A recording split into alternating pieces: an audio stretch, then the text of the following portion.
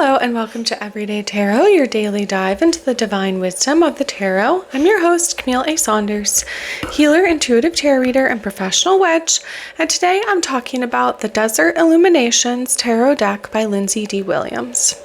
Whether you're a seasoned tarot reader or just starting to explore, this podcast offers daily insights, intuitive messages, and practical advice drawn from the cards. Each episode is designed to help you connect with your inner wisdom, find clarity in your decisions, and tap into the energy of the universe. Tune in every day, Monday through Friday, for fresh perspectives and empowering guidance from the tarot as interpreted by me. If you love the show, the best way to support it for free is by listening daily, leaving a review, and subscribing or following in your favorite podcast app. If you want to grab my free 2025 5-card tarot spread I created just for you, my lovely listeners, at the beginning of this year, you can get that by joining my newsletter list. My weekly newsletter always has the most up-to-date information on upcoming events, presentations, musings, and info and photos of my day-to-day life. I am looking for 1 to 2 more guests to be on my podcast before the end of 2025, so if you're interested or know someone that might be a good fit, please fill out my form to be a guest on the podcast. If you're local and you want to meet me in person, you can join us for our New Year Full Moon Healing Circle on January 3rd from 2 to 4 p.m. Step into the new year under the light of the first full moon, a sacred time for reflection, release, and ritual. We meet at Thresholds Collective in Tacoma from 2 to 4 p.m. and tickets for our January 3rd event are up now, so go ahead and grab those.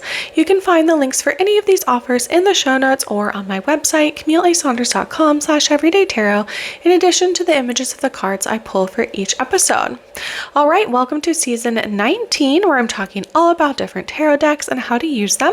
If you haven't listened to my other seasons yet, you can check those out. And today I'm talking about the Desert Illuminations Tarot deck by Lindsey D. Williams. So we'll get into the style of the deck, where I got it, any changes from the Rider-Waite Smith traditional structure of the deck, the imagery, what I like to use it for, and perhaps anything that I would not use it for. So let's get into the style of the deck. It is a tarot deck. It sort of has, for the most part, the traditional structure. I believe most of the major arcana cards are the same. There's a couple of name changes, like they call the Fool the Trickster. Let me go ahead and pull up the beginning of the tarot deck guidebook because it will explain a bit more about it. Let's see here. So the Desert Illuminations Tarot is based on the Rider-Waite Smith system of tarot, with the archetypes and symbols adjusted for working with specific elements, energies, mythologies, and cultural motifs of the desert regions of the Southwestern United States of America.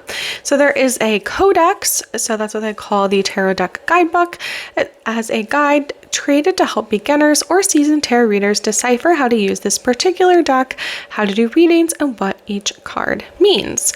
So the rest of it, I would say in the introduction, is fairly similar, but it says the desert has an energy unlike any other landscape. It features a wide variety of vegetation, creatures, history, and elements that emit an extremely high vibration. This vibration makes tapping into the deepest parts of ourselves and the spirit realm much more accessible than on any other place on earth. So I do love that as being sort of part of the, reasoning behind creating this deck. Like I said, it's by Lindsey D. Williams, who's a contemporary interdisciplinary artist living in Truth or Consequences, New Mexico. They say their artistic style is heavily influenced by the 1960s and 70s psychedelic poster art, Japanese woodblock prints, flash tattoo, vintage Americana motifs, spiritualism, human psychology, and the desert landscape. And I would say that definitely comes through in this deck. So if I'm going to go into the imagery of the deck, it's a lot of like psychedelic colors. It has aliens, it has like neons, so it's like turquoise, lime green, hot pink. All of the cards are super colorful and pretty much have all of those colors on them. It's a beautiful deck. I love the vibe of it. And like I said, it's a Southwestern US vibe. I also like that a lot of the major arcana cards depict real historical people that lived or, were in the Southwest US. And I love a deck that sort of grounds itself in history with real people and things like that, as it does the inspired major arcana cards.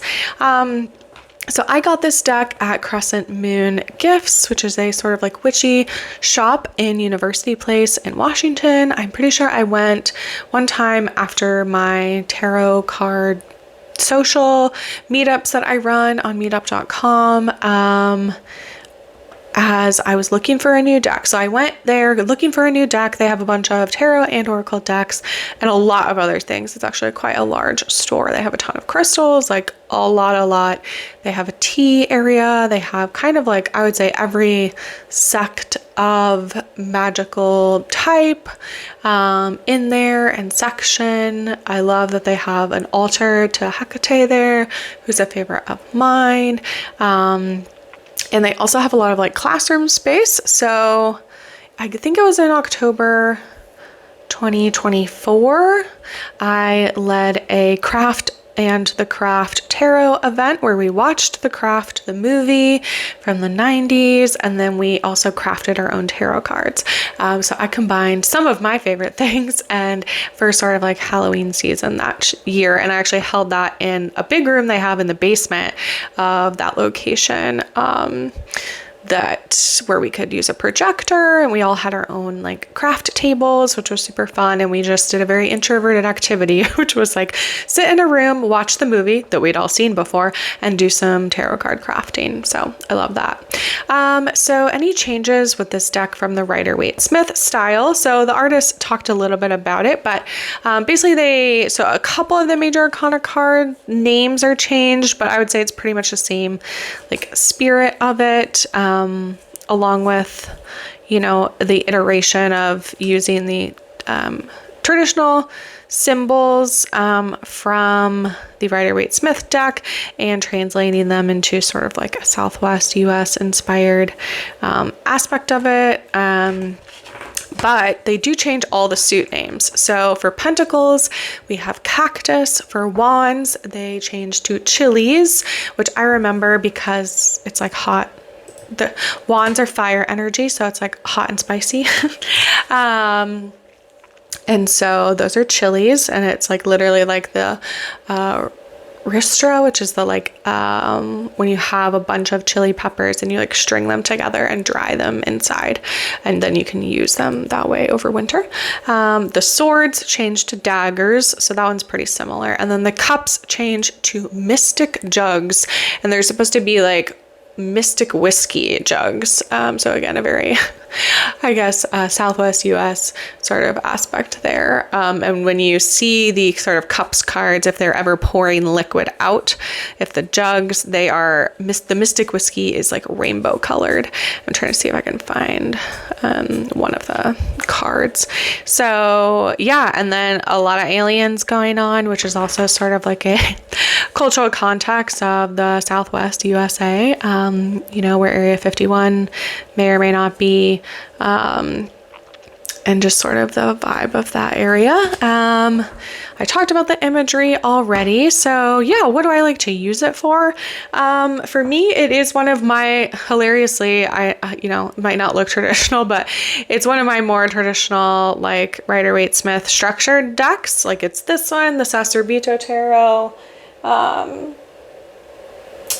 and in some ways the Goddess of Love Tarot that I talked about a couple episodes ago. In other ways that one is also different, but this is actually one of my more traditional ones, despite the fact that they changed the suit names. It's pretty like easily translated. What else? So yeah, I like to use it for, it does have like a more whimsical vibe than the Sacerdote Tarot deck, which is just like a darker, more like goth motif. This is, like I said, it is bright colors, like neon. It has aliens, which like I did not even know when I bought the deck. I saw like a couple of the cards from the deck. They had like examples of them and I liked them. But they didn't have any of the ones that have aliens on them. So I didn't even know. And I as an Aquarius, I'm a big alien girly. So that was very exciting to me. And they are the typical like green aliens, I would say. But yeah, I really love, they're on a lot of the, pentacles or the cactus cards. And the cactus, they don't say this in the like deck description or anything, but the cactus, the way that they present it, looks like peyote, which is also like a it's a cactus that grows in the Southwest USA. Peyote is a Spanish word, and it is a psychedelic plant, and it is a protected plant, and its medicinal purpose. All cactus are very slow growing, so when you see large cactus of any kind, it is probably decades old, and peyote is sacred to Native Americans, and it has been very threatened in the Southwest USA. A lot of that because it grows across the Southwest USA and into Mexico.